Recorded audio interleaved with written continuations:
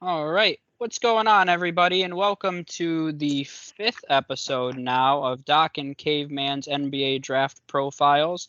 I'm Dr. Fantasy, and as always, here with the Fantasy Caveman. Today, we're going to be focusing on Keegan Murray, a 6'8", 225-pound sophomore from Iowa. Last season, he had a huge sophomore jump, 23.5 points, 8.7 rebounds, almost 2 blocks, 1.5 assists, really filling up the stat sheet there. So, Caveman, what strengths do you have down for Keegan Murray?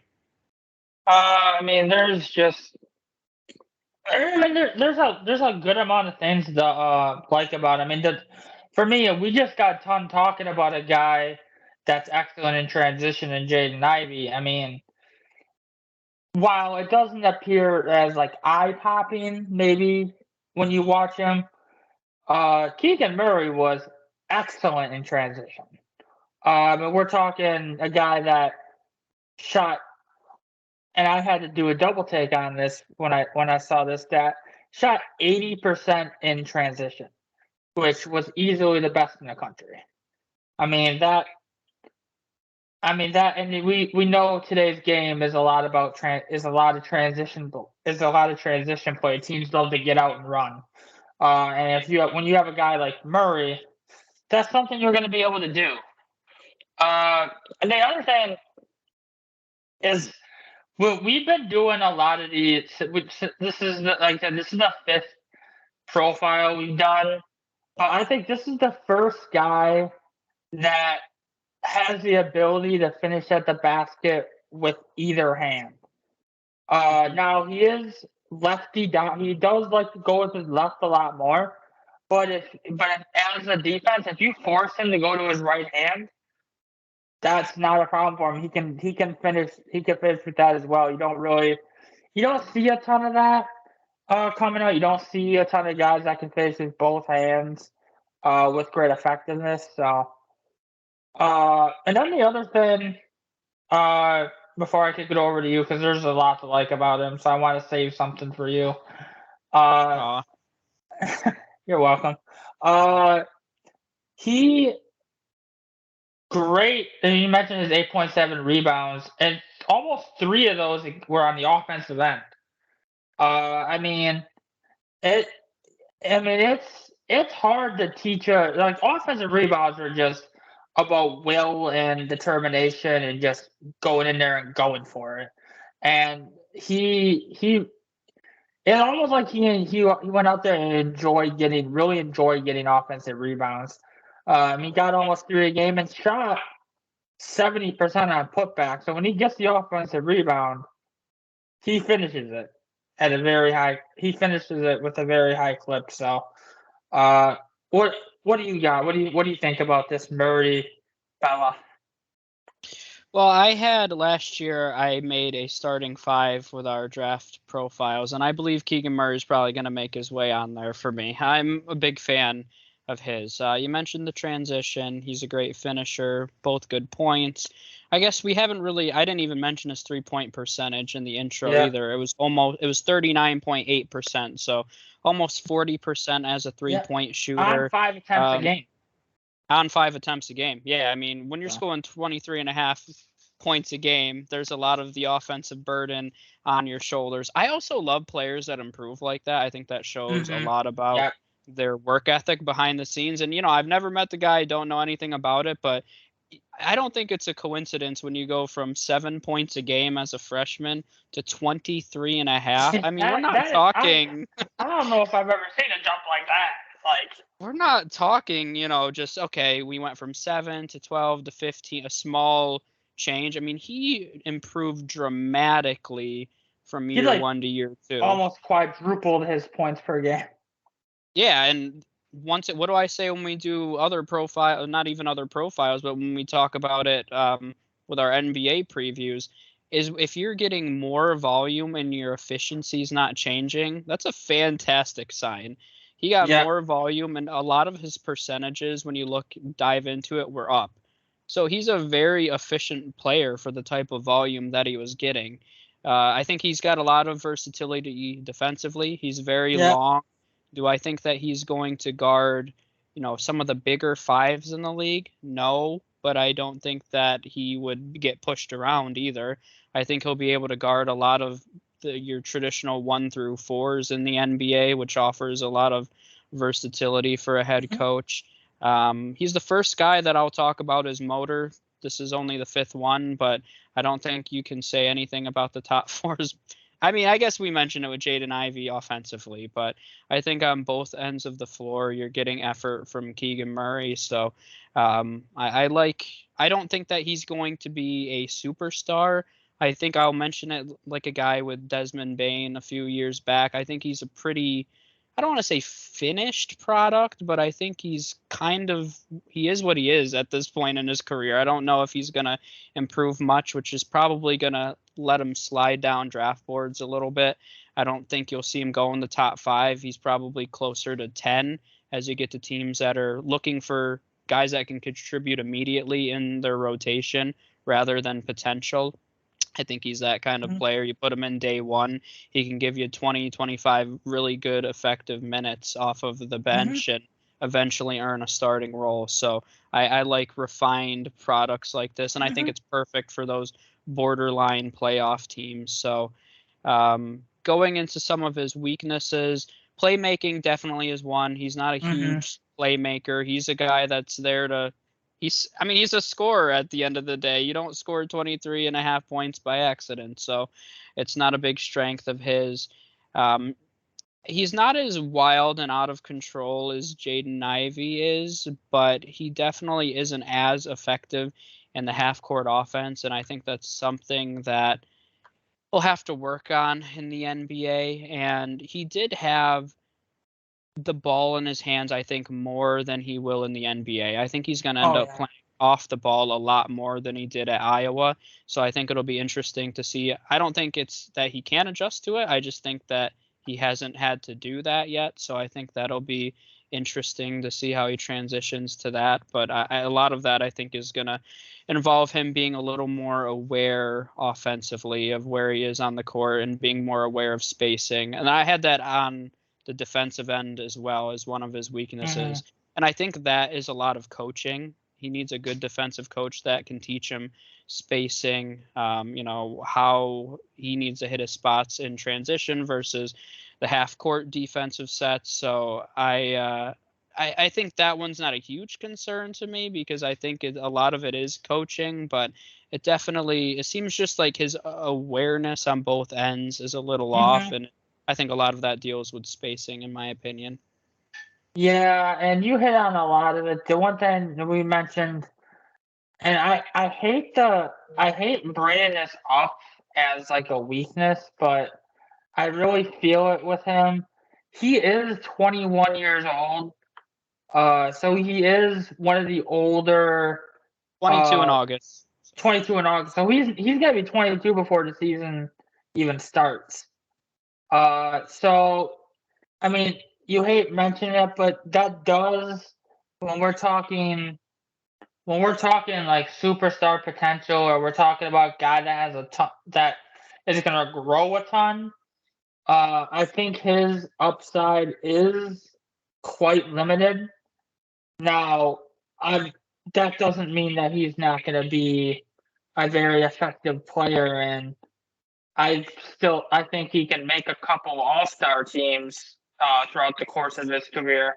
But he is not going to be a guy where you're looking at the potential of like a 10-time all-star and, this all-NBA type guy. I don't think that potential is in him. And that's why I think it really is going to come down to where he lands. Because I do think his best fit is on a team that is just needing that guy to take them over the hump. Not that guy not a guy that's going to asked to come in and be their best player or be some like extreme offensive force. Yeah, and I think that's it's similar. Every year it seems like there's a guy like this that we point out. Desmond Bane, Chris Duarte last year, who had a lot that is the name. That is the name. Yeah. That is the name that came to mind. Yep, and there's a lot of parallels there. So, so you kind of transitioned into this a little bit, but where do you think, or who do you think is his best fit in the NBA?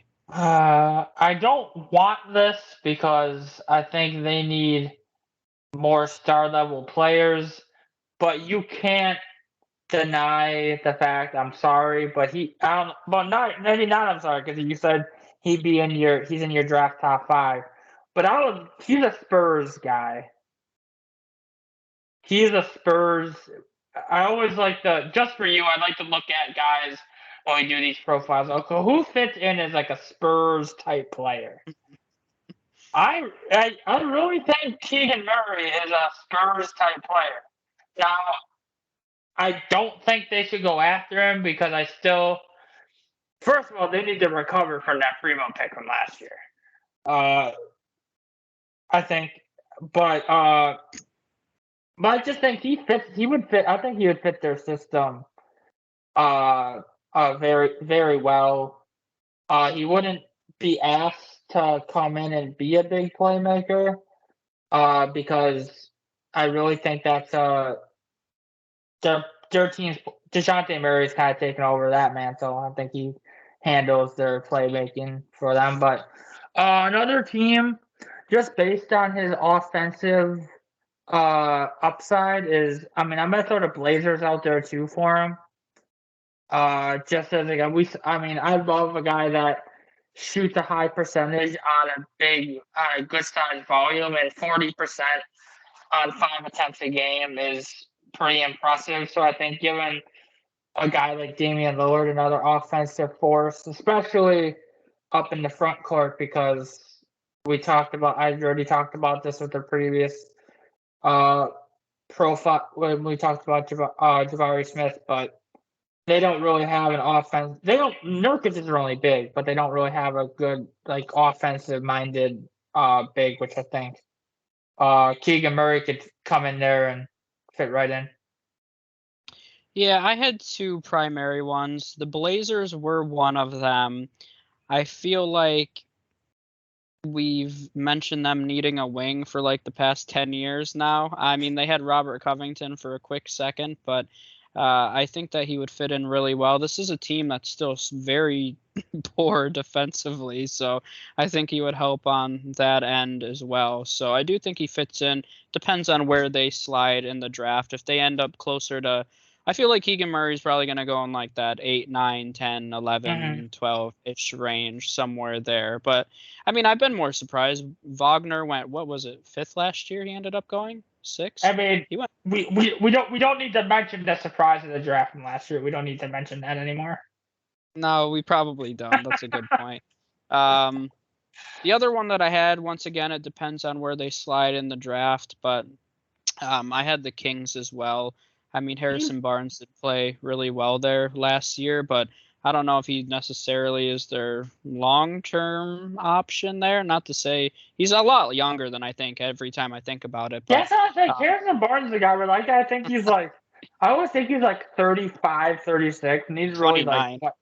He's 29. Jesus Christ. Not even It 30 yet, only but seems that long because he was on those Warriors teams that won those titles, and that felt. And he was like 20 back then.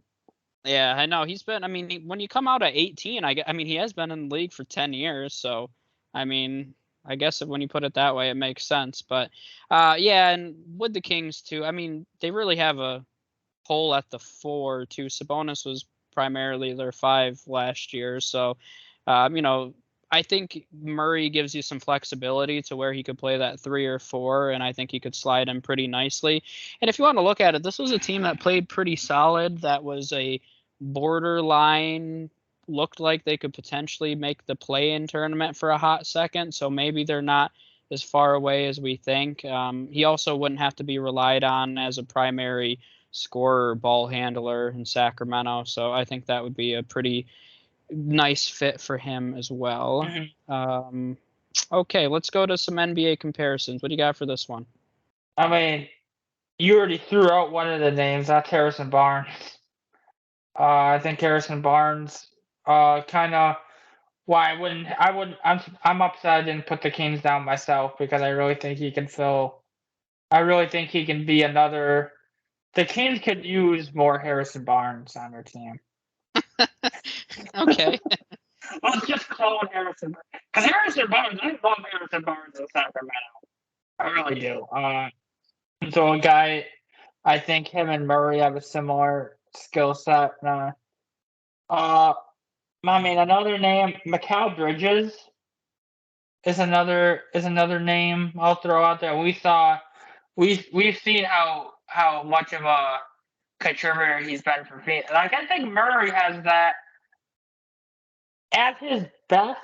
Murray could potentially be a quality starter on a championship team. When we look at a guy like Mikal Bridges, he's probably the fourth, third or fourth. I mean, you can debate between him and Ayton, but he's either the third or fourth best option on a Suns team that almost won the championship last year, and they obviously have a chance to do it again this year. But I think that's kind of where I see his upside is kind of like a Mikal Bridges. Yeah, no, I like that one. One that I saw floating around, I'll mention the two that I saw floating around quite a bit. Otto Porter was one, kind of just as his floor. Once again, just a role player. And he's been on some pretty good teams, actually, Otto Porter. So, just kind of a bench contributor, I think, is kind of the... He's on the future NBA champions this year. I'm not even addressing that. This is not the time or place to address that at all. Okay. Anyway, the other one that I saw floating around that's semi-interesting to me is Michael Porter. And I know everybody has Michael Porter in their mind built up to be this superstar caliber player. But I mean, he hasn't really proved it over a long period of time.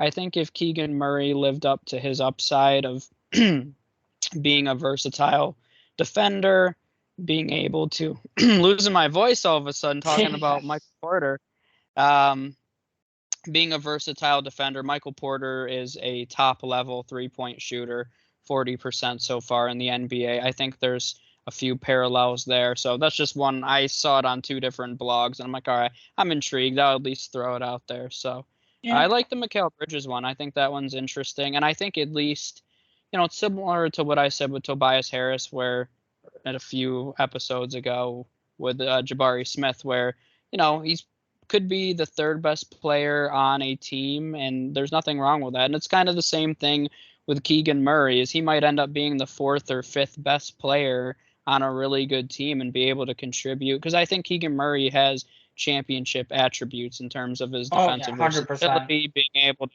I think he's a winning kind of player. So, yeah, I think that's all that, when you think of a guy like my boy Jay Crowder. So I think that's all that I have for him. Anything else you want to add before we wrap it up?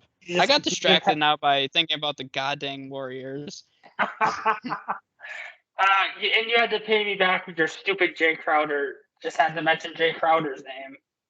Yeah, so there's Jay Crowder. So, okay. I think that's it. Next, we're going to have Adrian Griffin, whatever you want to call him. He'll be up next. So make sure you guys tune in for that, and we'll see you then.